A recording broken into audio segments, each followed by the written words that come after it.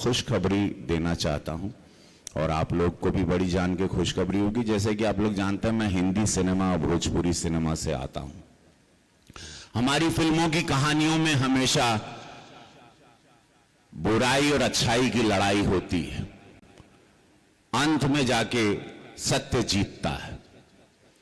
ऐसी कहानियों को बनाते हुए और ऐसी दांवपेच की कहानियां रहती थी जहां पर एक मुजरिम जुर्म करता है और उसके बाद उसको सजा देने के लिए, और कहीं मैं वकील बना हूं तो मैं उसकी पेशी के लिए अनगिनत सबूतों को जुटाता हूं, और उसके बाद एक कहानी में अंत होता है जहां पर विलन जो समाज को डराता है उसका अंत होता है। लेकिन कभी कभी समय और कभी कभी कुछ कहानी आप देखते हैं जहां पर अंत में विलन छूट जाता है। कारण है सबूत। तो ये फॉरेंसिक लैब का मायना आप लोग जानिए। पहले इसके लिए, इस फॉरेंसिक जांच के लिए लखनऊ नहीं तो दिल्ली जाना था, और उसमें केस बहुत लंबित हो जाता है। आबादी बड़ी है, हत्या है, बलात्कार है। 2017 के पहले के जो सरकार में माहौल था कि मार दिले के मालूम नहीं बा, ना ब्लड मैच होता हो, ना फॉरेंसिक जांच है। बलात्कार हुआ तो किसी प्रकार का उसकी जांच नहीं, लड़की फरियाद करती रहती थी, कोई सुनवाई नहीं, क्योंकि कानून व्यवस्था थी नहीं। कानून व्यवस्था की जगह बाहुबली इस राज्य को चलाते थे। जब बाहुबली राज्य को, जिले को चलाएंगे तो वहां कानून कैसे रहेगा? प्रधानमंत्री मोदी जी के 14 के बाद पूज्य महाराज जी 17 में आए। सबसे पहला निर्णय यही रहा कि लॉ एंड ऑर्डर कैसे सुधारा जाए, हत्याओं को, बलात्कारों को, अत्याचारों को कैसे रोका जाए। उन्होंने लॉ ऑर्डर का एक पूरा कानून एक ऐसा पेश किया कि आज देश नहीं विदेशों में महाराज जी के इस प्रशासन की, कानून की तारीफ होती है। मुझे हत्या का फोन अभी बिहार के चुनाव में आया, आपने देखा होगा। मात्र 2 दिन में जिसने हमको फोन किया था वो लुधियाना से यहाँ की गोरखपुर पुलिस उसको ले आई। तो ये जब होता है, जब आपके मुख्यमंत्री की सोच कड़क हो। आज ये 72 करोड़ 72 करोड़ में ये G+6 की लैब बनी है, उसमें सारी जांचें अभी हम महाराज जी के साथ ऊपर गए थे। हर डिटेल, अभी कोई मुजरिम, सीसीटीवी से लेके एवरी डिटेल मुजरिम की अब पकड़ी जाएगी गोरखपुर में।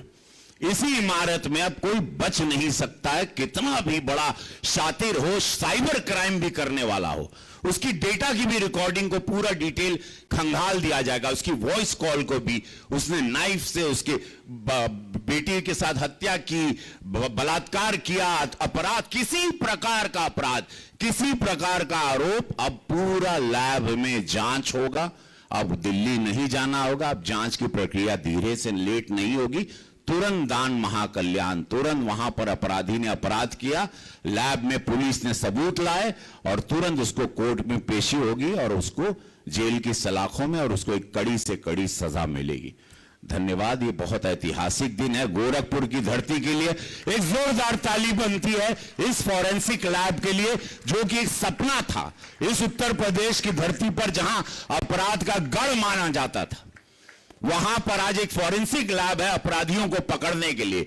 हर प्रकार के अपराध पर एक बहुत बड़ा, एक कहते हैं ना, एक इतनी बड़ी जांच की ये व्यवस्था बैठ गई है, जिसके लिए मैं सभी लोग इस लैब से जुड़े हुए, all the doctors, all the forensic laboratory के जितने लोग जुड़ेंगे, पुलिस को मैं धन्यवाद देना चाहता हूं। दिल से प्रसन्नता है ये बताते हुए कि गोरखपुर नजीर पेश कर रहा है, उत्तर प्रदेश नजीर पेश कर रहा है, और ये बात आज हमारे 17-18 जिलों को लाभ मिलेगा।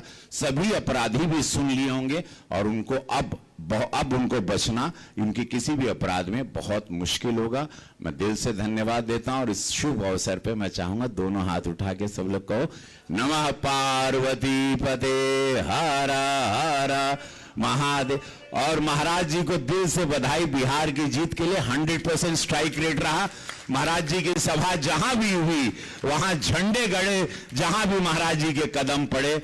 जय हो महाराज जी। धन्यवाद। इस फॉरेंसिक लैब का एक सांसद के रूप में बड़ा गर्व हो रहा है हमको महाराज जी। आपने, अब मैं इसकी चर्चा बहुत जगह करूंगा, अपने सिनेमा में भी करूंगा महाराज जी। धन्यवाद। सादर धन्यवाद महोदय। विधि विज्ञान प्रयोगशाला के क्रियान्वयन, संयोजन एवं उपादेयता पर आधारित लघु फिल्म का प्रस्तुतिकरण आप सभी के सम्मुख। विज्ञान से खुल रहा न्याय का मार्ग, गोरखपुर विधि विज्ञान प्रयोगशाला बन रही है वरदान।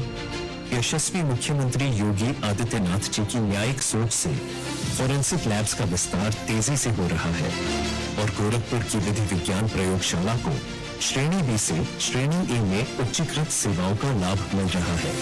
2017 से पहले प्रदेश में सिर्फ 4 फोरेंसिक लैब्स थीं, पर माननीय मुख्यमंत्री योगी आदित्यनाथ जी के कुशल नेतृत्व में अब 12 नए विधि विज्ञान प्रयोगशालाओं की स्थापना सुनिश्चित है। इनमें से 3 प्रस्तावित है और 3 निर्माणाधीन है।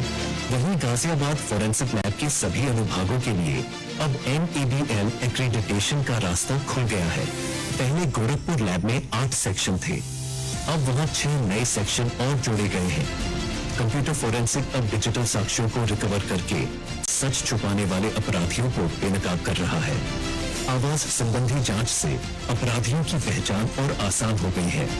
फोरेंसिक इंजीनियरिंग से भविष्य की सुरक्षा मजबूत हुई है, तो वहीं दूसरी तरफ लाई डिटेक्शन से अपराध संबंधी झूठ आसानी से पकड़ लिए जा रहे हैं और निर्दोषों की भी रक्षा हो रही है। साथ ही विस्फोटक पदार्थ एवं बुलेट संबंधी जांच से हो रही हादसों की रोकथाम। आज पुलिस और न्यायालय सीधे फोरेंसिक लैब की मदद से जटिल अपराधों को सुलझाने में और प्रभावी हो चुके हैं। साथ ही 758 फोरेंसिक एक्सपर्ट्स को आउटसोर्सिंग की जॉब दी जाएगी। मुख्यमंत्री योगी आदित्यनाथ जी द्वारा लाया गया यह बदलाव न सिर्फ उत्तर प्रदेश की न्याय व्यवस्था को सशक्त बना रहा है, बल्कि पूरे देश में सिटीजन फर्स्ट, जस्टिस फर्स्ट और जीरो टॉलरेंस का आदर्श स्थापित कर रहा है। वैज्ञानिक जांच, सही साक्ष्य और उत्तर प्रदेश सरकार पर बढ़ता विश्वास।